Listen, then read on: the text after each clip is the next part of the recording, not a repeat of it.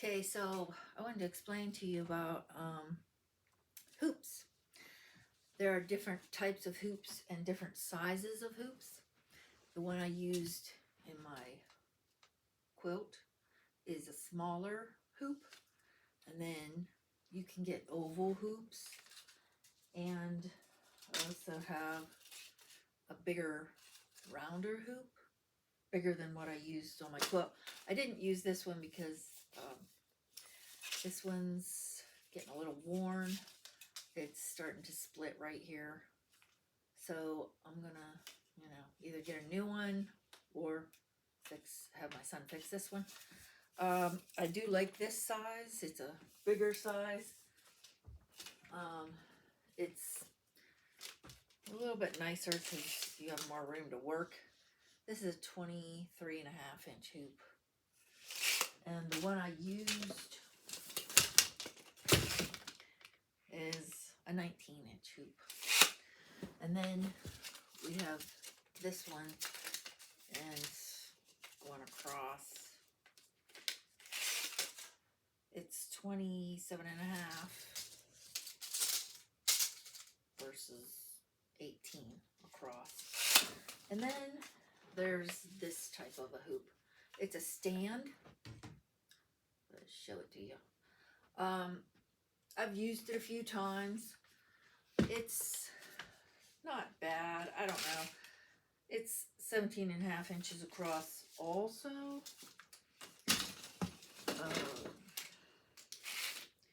Well, the one I'm using is 19. So it's a little bit smaller than the smallest handheld hoop that I have. But if you can't hold your hoop in your hand, these are kind of nice. You can just set them on the floor. They have legs on them. You can adjust the height of them a little bit.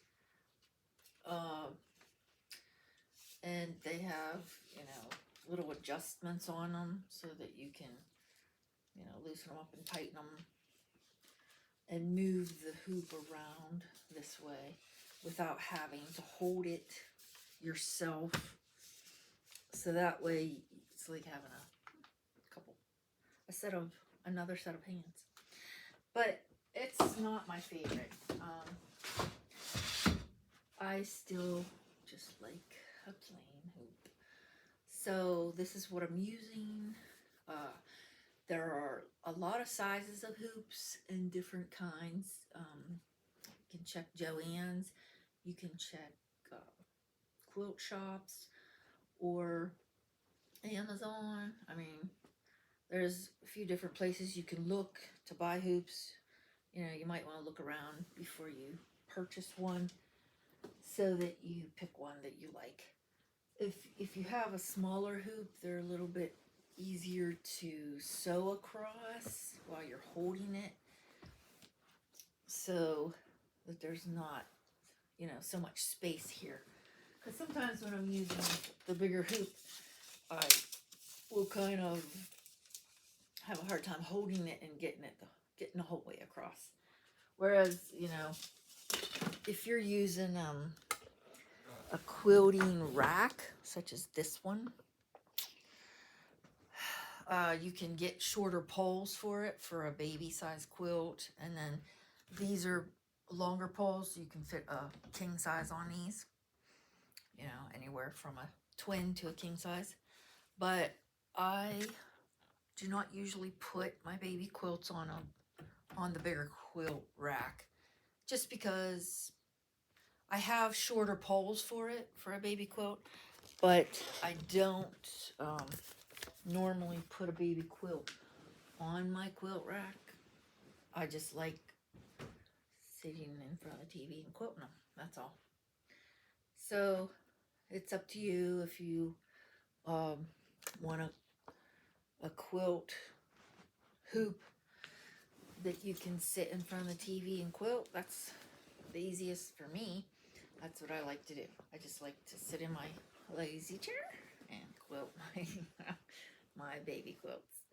So I just wanted to give you a little bit of information on the quilt hoops today, and you can decide for yourselves what you like and go out and get a quilt hoop or a quilt rack. If you'd rather have a rack, that's fine. There's a lot of different types of quilt racks they sell also, but for me, I've been doing a lot of my quilts on the quilt hoops, even the bigger ones. I did a couple twin size, and one queen size on my quilt hoop recently. So I just have found it easier to do that way. And if you're starting out and you don't want to spend a lot of money on a quilt rack, when I bought mine 40 years ago, I probably paid, I don't know, I think it was around $200 for the whole rack, but I'm sure they're more money than that now. I haven't really looked at quilt racks recently. But if you're not sure if you're going to be doing a lot of quilting, if you just are trying it out and seeing if you like it, I would go get a hoop and try the hoop first. If you think you might like to keep doing it and you're going to be doing a lot of them and you're going to do it by hand, then you might want a quilt rack. It's up to you. So it's something for you to think about. So my next video, I'm going to show you how to actually hand quilt the quilt. All right, well, keep learning and have fun doing it.